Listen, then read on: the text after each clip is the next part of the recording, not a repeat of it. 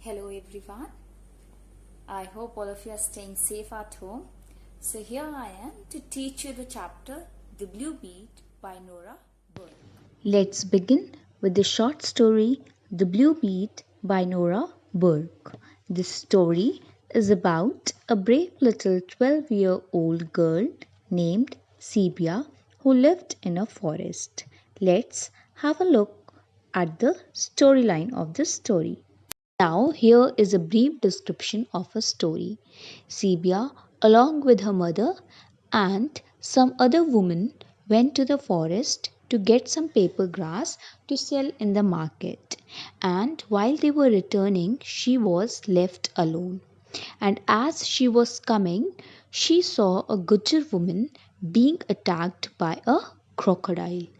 As she saw that her life was in danger, she jumped into action to rescue her. And she took out her hay fork and drove the hay fork into the reptile's eyes as hard as she could.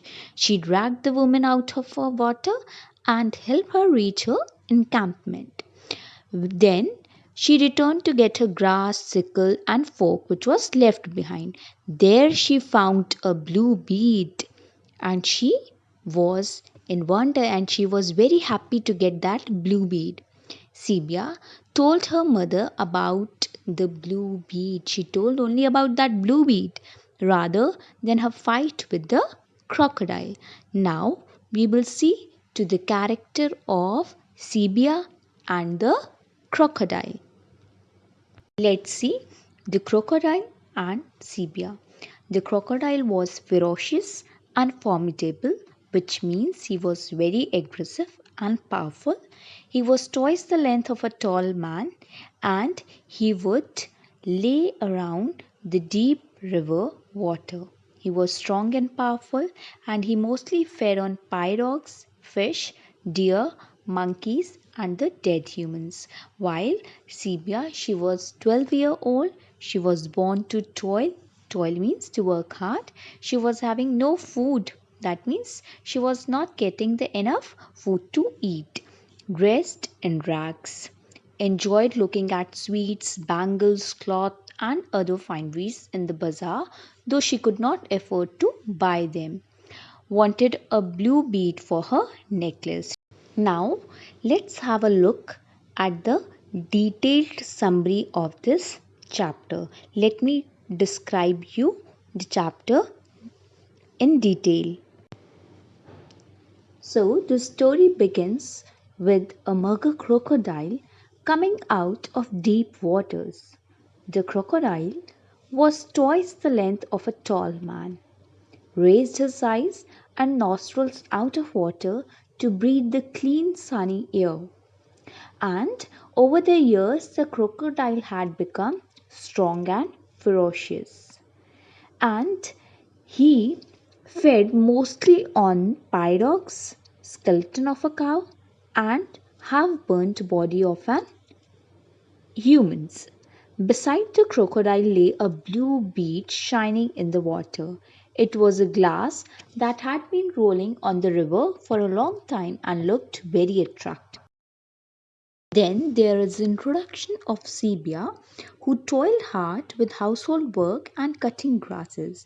She loved to make and wear jewelry, but she could not afford to buy the beads or needle to make a new necklace.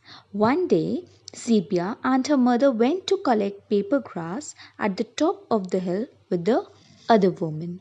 Though all Sylvia had of her own was a piece of rag. She had seen and desired the glass beads and glass bangles that the stalls in the bazaar would often display. She was very much eager to have a blue bead so that she could wear a necklace. Now, let us see to the other points, that is Sylvia's experience at the bazaar. Sibia had gone to the village market and seen the bright items. She had tasted wild honey and syrup of sugarcane. She also remembers seeing rolls of new cotton cloth, sardines sewn with real silver thread, saris with chips of looking glass in it. Sibia was also born to work. She did all household work. She gathered firewood, cooked, fetched water, and cut grass for fodder. She also goes with her mother and other women to the cliff across the river to gather paper grass. They sell it to the paper mill through an agent, and on the way back, all of them carry heavy load of grass, and Sibia along with her mother and other women are on the way to cut grass. The village women on the way to cut grass followed a dusty track toward the river, and on the way they saw the Gujjar camp. Sibia noticed the dress of Gujjar women and their earrings. Men and boys were out with a herd of cattle. Gujjars have lived in the forest for centuries. They are men of wandering pastoral age. Now let us see the view from the top of the cliff. The women crossed the river and then climbed a steep hillside to cut grass, and down below ran the broad river flowing powerfully. The wind blowing through the trees cooled her sweating body. Now the Gujjar women were coming down as they have cut the paper grass. And when they were coming down, Sibia was left behind. She decides to return home after some loitering around. Then, when she gets halfway, she saw one of the Gujjar women carrying vessels to fetch water from the river. And she saw that the Gujjar woman was being attacked by the crocodile. And as she saw, she ran with the hay fork in the hand, and she saw crocodile struggling to pull the Gujjar woman to the deep water. She aimed at the reptile's eye with that hay fork that she was having with all the force she could, and one prong went into the eye of the crocodile. The crocodile reared up in pain and crashed back and disappeared into the water. Now she took that woman to her home. Then Sibia went back to collect her grass sickle and fork. While she looked for her fork, she found a blue bead shining in the water. She bent down and picked it. She looked at it in her open palm, and her heart went up in flames of joy. She was very happy to get that blue bead. While walking back to home, she was lifting the bundles of grass, sickle, and fork, and her mother was walking hurriedly towards her. Seeing her, she scolded her for being so late because she was very worried. Showing the blue bead, she told her mother in the great excitement and happiness that she had found this bead for her necklace.